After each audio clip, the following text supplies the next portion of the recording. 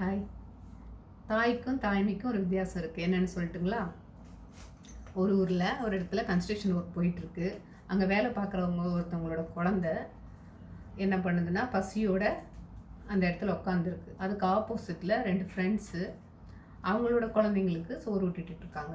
இதை பார்த்ததும் அந்த பிள்ளை பசி பொறுக்க முடியாமல் வீட்டில் இருக்கிறவங்க கதவு வழியாக எட்டி பார்க்கும்போது அந்த தாய் என்ன சொல்கிறாங்க அப்படின்னா, ஏன்பா என் பிள்ளை சாப்பிடும்போது இப்படி எட்டி பார்க்குற? நீ இந்த மாதிரி கண்ணு வச்சின்னா என் பிள்ளைக்கு சாப்பிட்றது எப்படி வயிற்றுல எட்டும்?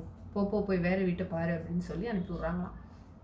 பக்கத்து வீட்டில் இருக்க அந்த அம்மா இந்த பையனை பார்த்ததுமே அவங்களுக்கு மனசு பொறுக்காமல் கூப்பிட்டு பக்கத்தில் உட்கார வச்சு, ஏன்பா பசியோடு இருக்கியா? அவங்க அம்மா எதுவும் உனக்கு செஞ்சு கொண்டு வரலையா அப்படின்னு சொல்லி விசாரித்து அன்போட அவனுக்கு இவங்க பிள்ளை கூட்டுற சாதத்திலே கொஞ்சம் எடுத்து கொடுத்து வயிறார உண்ண வச்சு அவங்களோட வேலை முடிஞ்சு அவங்க அம்மா வந்து கூட்டிகிட்டு போகிற வரைக்கும் பத்திரமா வச்சுருந்து அனுப்பி விட்டாங்களாம். இப்போது 2 பேருமே தாய் தான், 2 பேருக்குமே குழந்தைங்களுக்கு 2 பேருமே ஒரே வழி அனுபவிச்சு தான் அந்த குழந்தைங்களை பெற்றெடுத்திருப்பாங்க. ஒரே மாதிரி தான் 2 பேருமே பாசம் காட்டுறாங்க.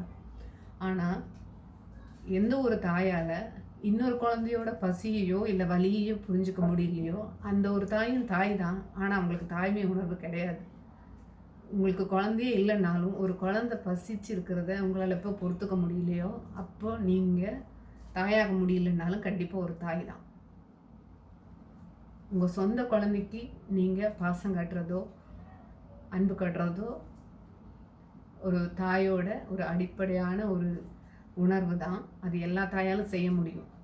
ஆனால் உங்கள் குழந்தைக்கும் கொடுக்குற அதே பாசத்தையும் அதே அரவணைப்பையும் இன்னொரு குழந்தைக்கும் உங்களுக்கு கொடுக்க முடிஞ்சுது அப்படின்னா, அட்லீஸ்ட் ஒரு கொஞ்ச நேரமாவது அந்த குழந்தைக்கு உங்களோட பசியாற்ற முடிஞ்சிச்சு, அரவணைப்பாக இருக்க முடிஞ்சுது, அன்பாக ஆதரவாக பேச முடிஞ்சிச்சுன்னா, நீங்கள் அந்த தாய்ங்கிறதையும் தாண்டி ஒரு தாய்மை உணர்வுள்ள ஒரு பெண்மணியும் புரிஞ்சுக்கலாம்.